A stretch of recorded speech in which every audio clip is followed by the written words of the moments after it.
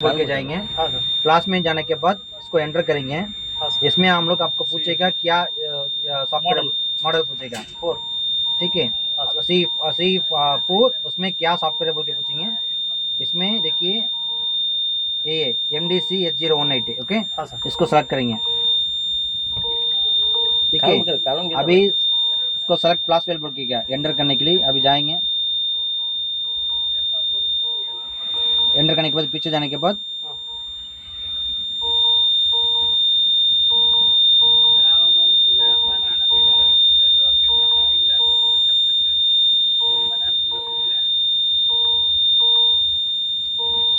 इसमें C5 data set बोल के ना उसको कलेक्ट किया। इसमें सॉफ्टवेयर है ठीक है। इसको मैंने सेलेक्ट किया। वेट कीजिए अभी डेटा सेट होगा रीसेट होगा ठीक है।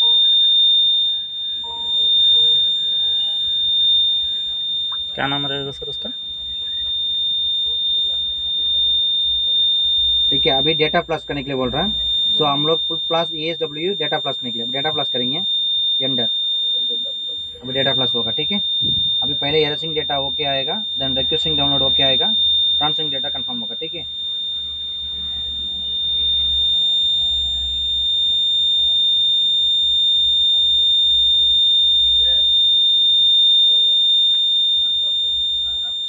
ಸೊ ಇದು ಫ್ಲಾಶ್ ಯಾವಾಗ ಮಾಡ್ತೀರಂದ್ರೆ ಹೊಸ ECM ಹಾಕಿದಾಗ ECM ರಿಪ್ಲೇಸ್ ಮಾಡ್ತಿರಲ್ಲ ಮಷಿನ್ದಾಗ ಆ ECM ಚೇಂಜ್ ಮಾಡಿದಾಗ ಈ ಫ್ಲಾಶ್ ಮಾಡ್ಬೇಕು. ಇಲ್ಲ ನಿಮ್ಮದು ಮಷಿನ್ ಒಳಗೆ ಏನಾರ ಪ್ರಾಬ್ಲಮ್ ಐತಿ ಭಾಳ ದಿನ ಅದು ಕಂಪ್ಲೇಂಟ್ ಐತಿ ಅದು ನಿಮ್ಗೆ ಗೊತ್ತು ಅಂದ್ರೆ ಅದು ಕರೆಕ್ಟ್ ಆಗೈತಿ ಏನೋ ಮಷಿನ್ ಕರೆಕ್ಟಾಗಿ ವರ್ಕ್ ಆಗೋಲ್ತಾಗೈತಿ ಆ ಟೈಮ್ನಾಗ ಏನಾರು ಫ್ಲಾಶ್ ಮಾಡಂತ ಹೇಳಿದ್ರೆ ಅಷ್ಟೇ ಇದು ಫ್ಲಾಶ್ ಮಾಡೋದು. ಬಾಕಿ ಟೈಮ್ನಾಗ ಇದು ಫ್ಲಾಶ್ ಮಾಡೋದು ಅವಶ್ಯಕತೆ ಇರೋಂಗಿಲ್ಲ. ಎರರ್ ಬಂದಾಗ ನಾರ್ಮಲಿ ಟ್ರಬಲ್ ಶೂಟಿಂಗ್ ಅಂತ ಬರ್ತೈತಿ.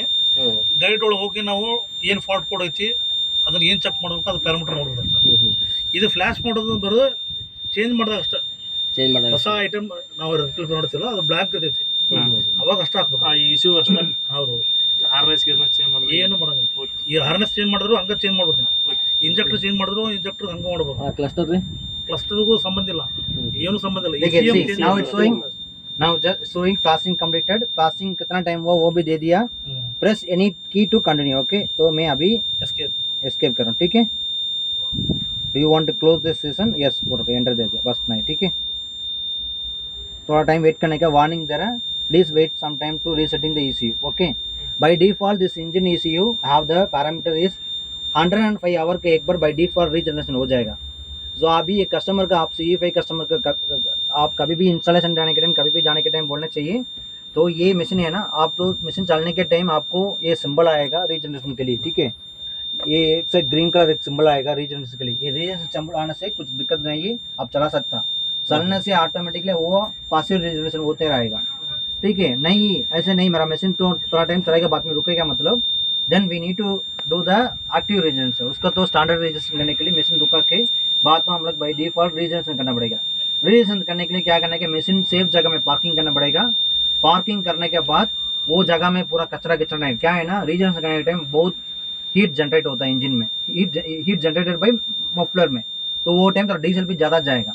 सो आपको कहीं भी साइकिल टाइम में छोटा रहेगा आधा घंटा चलाएगा तुरंत रुका देगा कंटिन्यू साइकिल टाइम रहेगा नहीं मतलब उसको तो उनका कस्टमर को बोलना पड़ेगा sir we need to do the by force regeneration करना पड़ेगा बोल के बोलिए। रीजनरेशन करने के लिए बटन को दबाने का मैं बताऊंगा कैसा करने का बोलते ठीक है। हाँ अभी चाबी ऑफ किया ठीक है। तो फ्लैश होने के बाद ऑफ किया ठीक है। ಈ ರೀಜನರೇಷನ್ ಅಂದ್ರೆ ನಿಮ್ದು DPF ಅಂದ್ರೆ ಒಂದು ಎಕ್ಸಾಸ್ಟ್ನಾಗ ಒಂದು ಫಿಲ್ಟರ್ ಅದ. ಹಾಂ ಸರ್. ಆ ಫಿಲ್ಟರ್ ಏನಾಕೈತಿ ಹೊಗೆಯಿಂದ ಫಿಲ್ಟರ್ ಮಾಡ್ತೈತಿ. ಹಾಂ ಸರ್. ಅದ್ರೊಳಗೆ ಬೇರೆ ಬೇರೆ ಹೊಗೆ ಒಳಗೆ ಇದು ಅದಾವ ದಪ್ಪ ಕಾರ್ಬನ್ ಆ ದಪ್ಪ ಕಾರ್ಬನ್ ಏನಿರ್ತೈತಿಲ್ಲ ಫಿಲ್ಟರ್ನ ಚೋಕ್ ಮಾಡಿರ್ತೈತಿ. ಆ ಫಿಲ್ಟರ್ನ ನಾವು ಏನೈತಿ ಒಂದು ಪ್ರೋಗ್ರಾಮಿಂಗ್ ಐತಿ ಕಂಪ್ಯೂಟರ್ ECU ಒಳಗೆ ಪ್ರೋಗ್ರಾಮ್ ಮಾಡಿರಿ ಹೆಂಗಂದ್ರೆ 100 ಅವರ್ಸಿಗೆ ಒಂದ್ಸಲ ತಾನ ಬಂದು ಅದನ್ನು ಫ್ಲಾಶ್ ಮಾಡ್ಕೋತೈತಿ ಅಂದ್ರೆ ಸ್ವಲ್ಪ ಹಾಂ ತಾನ. ಇದಕ್ಕೆ ನಾವು ಏನಂತೀವಿ ಪ್ಯಾಸಿವ್ ಅಂತ ಹೇಳ್ತೀವಿ. ಪ್ಯಾಸಿವ್ ಅಂದ್ರೆ ಕಂಪ್ಯೂಟರ್ ಪ್ರೋಗ್ರಾಮ್ದಾಗ ಐತದ.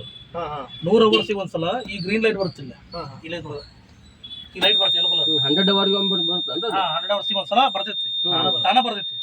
ಆ ಲೈಟ್ ಬರ್ತೈತಿ ಒಂದ್ಸಲ ಲೈಟ್ ಇದು ವಾರ್ನಿಂಗ್ ಬರ್ಬೋದು ಬಂದು ನಿಮಗೆ ಮಷೀನ್ ರನ್ನಿಂಗ್ದಾಗ ಬರ್ತೈತಿ ಆಫ್ ಇದ್ದಾಗ ಬರಂಗಿಲ್ಲ ರನ್ನಿಂಗ್ದಾಗ ಕಂಟಿನ್ಯೂಸ್ ಬಂದು ಮತ್ತೆ ಹೋಗ್ಬಿಡ್ತೈತಿ.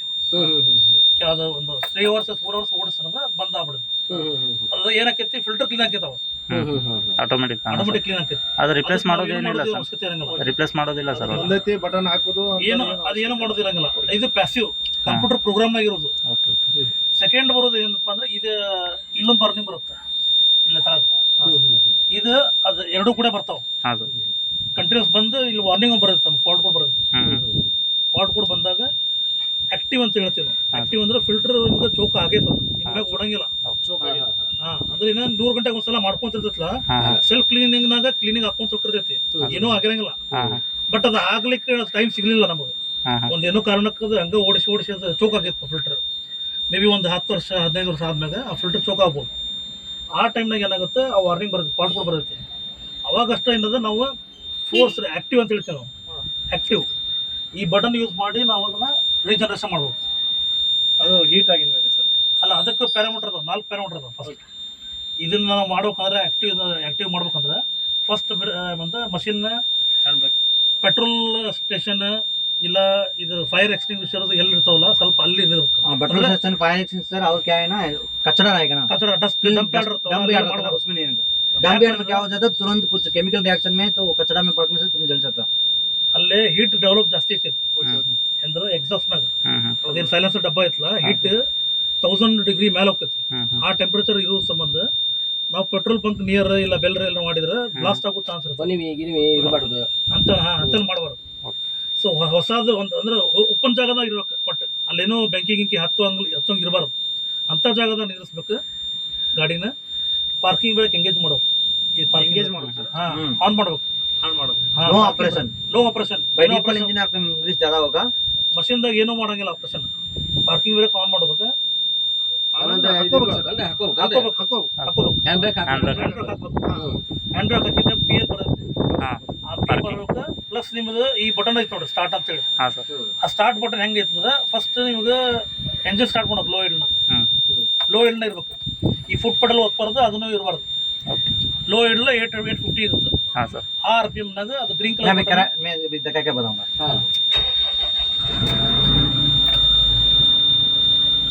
ಸೊ ಅದು ಆಗ್ಬೇಕಂದ್ರೆ ಟೆಂಪರೇಚರ್ ಬಂದು ಎಂಜಿನ್ದು 80 ಡಿಗ್ರಿ ಮೇಲೆ ಇರ್ಬೇಕು. 80 ಡಿಗ್ರಿ ಮ್ಯಾಗ ಎಂಜಿನ್ ಟೆಂಪರೇಚರ್ ಅಂದ್ರೆ ಅವಾಗ ಆಗತ್ತೆ. ಅವಾಗ ಅಷ್ಟ ಅದಾಕೈತಿ. ಇನ್ನೊಂದು ಫಾಲ್ಟ್ ಕೋಡ್ ಯಾವ್ದು ಇರಬಾರ್ದು ಮಷಿನ್ನಾಗ. ಬೇರೆ ಯಾವ್ದಾದ್ರು ಫಾಲ್ಟ್ ಕೋಡ್ ಐತಂದ್ರೆ ಅವಾಗ ಆಗಿಲ್ಲ.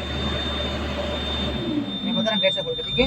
This is the regen switch. Okay, अभी मैं हम लोग ये इसको लॉक थोड़ा प्रेस करने का, it almost take 5 to 10 second.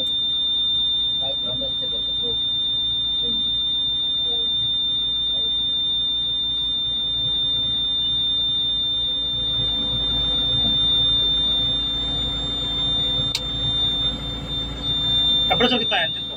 Temperature reach नहीं हुआ. हाँ, तो फिर नहीं होगा. ಟೆಂಪರೇಚರ್ ಹೈ ಅಂತ ಸರ್. वेट 80 ಡಿಗ್ರಿ ಆಗಿರ್ಬೇಕಂದ್ರೆ ಅದು ಹೀಟ್ ಇದೆ. 80 ಡಿಗ್ರಿ ಅದು ಸ್ಟಾರ್ಟ್ ಆದ್ಮೇಲೆ ಲೈಟ್ ಬರ್ತಾವು, ಯೆಲ್ಲೋ ಕಲರ್ ಲೈಟ್. 3 ಲೈಟ್ ಚಾಲು ಆಗ್ತಾವೆ.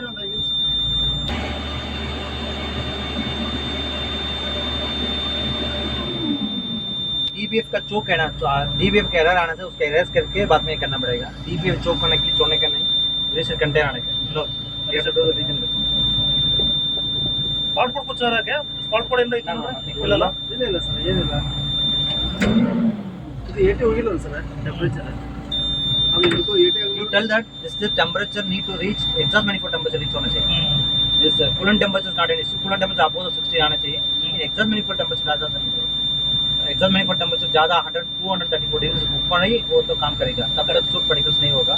तो फॉर दिस ये बटन दबाने के बाद आपको बाई डिफॉल्ट उसका मोड चल जाएगा. Engine issue pilot post injection देगा. पायलट इंजेक्शन देते रहेगा. उसके पास after the compression also it will the post injection to burn the soot particles. ठीक है ना. So anything else want to बंद करो. ಸೊ ಇದು ರೀಜನರೇಷನ್. ಓಕೆ, ಅಂದ್ರೆ ಗ್ರೀನ್ ಕಲರ್ ಬಟನ್ ಪ್ರೆಸ್ ಮಾಡಿ ಇಟ್ಕೋಬೇಕು. 80 ಡಿಗ್ರಿ ಟೆಂಪರೇಚರ್ ಮೇಲೆ ಇರಬೇಕು. ಪಾರ್ಕಿಂಗ್ ಬ್ರೇಕ್ ಎಂಗೇಜ್ ಆಗಿರ್ಬೇಕು. ಸೊ ಇಲ್ಲಿ ಲೈಟ್ ಇರ್ತಾವಲ್ಲ, ಇವೆರಡು ಲೈಟ್ ಹಿಂಗೆ ಯೆಲ್ಲೋ ಕಲರ್ ಲೈಟ್ ಇಲ್ಲಿ ಕಾಣಿಸ್ತಾವ. ಇದೊಂದು 3 ಲೈಟ್ ಹತ್ತ ಫಸ್ಟಿಗೆ. ಹತ್ತಿದ ಮ್ಯಾಗ ನಾವು RPM ಏನು ಮಾಡಂಗಿಲ್ಲ. ಬಟ್ ತಾನ RPM 2200 ಆಕೈತಿ. ಹಾಂ ಹಾಂ ತಾನ ಆಟೋಮೆಟಿಕ್ ಅದು ಸ್ಟಾರ್ಟ್ ಆಗೈತೆ ಅಂತೇಳಿ ಮೀನಿಂಗ್ ಅವು 3 ಲೈಟ್ ಬರ್ತಾವಲ್ಲ ಆ ಟೈಮ್ನಾಗ ಆಟೋಮೆಟಿಕ್ RPM ಅಲ್ಲಿ ರೀಚ್ ಆಕೈತಿ.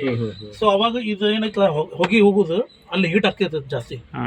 ಹೀಟ್ ಆಗಿ ಆಗಿ ಆಗಿ ಒಂದು 500-600 ಡಿಗ್ರಿ ಬಂದಷ್ಟು ಅದು ಒಳಗಡೆ ಇರೋದು ಏನು ಡಸ್ಟ್ ಇರ್ತಾವಲ್ಲ ಅದು ಪೂರ ಸುಟ್ಟಾಗಿ ಪೌಡರ್ ಹೊರಬಿಡೋದು. ಸೊ ಅದು ಆಗಬೇಕು ಥ್ರೂ ಎಕ್ಸಾಸ್ಟ್ ಆಗ್ತೈತಲ್ಲ ಸರ್? ಪೂರ ಎಕ್ಸಾಸ್ಟ್ ಹೊರ ಬಿಡೋದು. ಸೊ ಆ ಟೈಮ್ ಮಾಡೋ ಏನಂದ್ರೆ ನಿಮ್ದು ಕ್ಯಾಬಿನ್ ಸ್ವಲ್ಪ ಆದಷ್ಟು ಕ್ಲೋಸ್ ಮಾಡ್ಕೊರಿ, ಅಲ್ಲಿ ಯಾರು ನಿದ್ರೆ ಮಾಡ್ರಿ. ಹಾಂ ಹಾಂ ಆ ಹೊಗೆ ಸ್ವಲ್ಪ ಭಾಳ ಸಫೋಕೇಟ್ ಆಗತ್ತೆ. ಓಕೆ ಅಸ್ತಮಾ ಇದ್ದವ್ರು ಅವ್ರಿಗೆ ನಿದ್ರೆ ಬರೋದಲ್ಲ, ಓಕೆ ಅಂದ್ರೆ ಸ್ಮೆಲ್ ಚೇಂಜ್ ಇರ್ತದೆ. ಓಕೆ, ಸೊ ಅದು ಒಂದು. ನೆಕ್ಸ್ಟ್ ಅಲ್ಲಿ ಬರ್ದಾರ ನೋಡಿ ಇಂಡಿಕೇಶನ್, ಪಾರ್ಕ್ ಮಾಡ್ಬೇಕು ಮಷಿನ್ ಸೇಫ್ ಜಾಗ ಅಂತ ಚೆನ್ನಾಗಿರುತ್ತೆ. ಸೇಫ್ ಜಾಗ ಅಂದ್ರೆ ಬೆಂಕಿ ಹತ್ತಲಾರ್ದ ಜಾಗ, ಓಪನ್ ಪ್ಲೇಸ್ ಇರ್ಬೇಕು. ಹೊಗೆ ಗಿಗಿ ಮತ್ತು ಈಗ ರೂಮ್ನಾಗ ಒಂದೇನೋ ಶೆಡ್ ಇರ್ತೈತಿ, ಶೆಡ್ನಾಗ ಮಾಡಿರೋಕೈತಿ ರೂಮ್ನಾಗ ಡಸ್ಟ್ ಕೊಡ್ತೈತಿ, ಅಲ್ಲೆಲ್ಲ ಮಾಡಬಾರ್ದು, ಓಪನ್ ಪ್ಲೇಸ್ನಾಗ ಮಾಡ್ಬಾರ್ದು. ओपन प्लेस में people should not be there, ಹಾಂ, मतलब नॉक्स ज्यादा होता है ना इसलिए, ठीक है. ಸೊ ಈಗ ಇದಾತು. ಮಾಡಕ್ರಿ ಆಯ್ತು ಬರ್ರಿ, ನೀವು ಚಲೋ ಮಾಡ್ಕೊಂಬರ್ರಿ. ಇದು ಎಂಜಿನ್ ಪ್ಯಾರಾಮೀಟರ್ ನೋಡೋದು. ಒಂದೇ ಇದೆ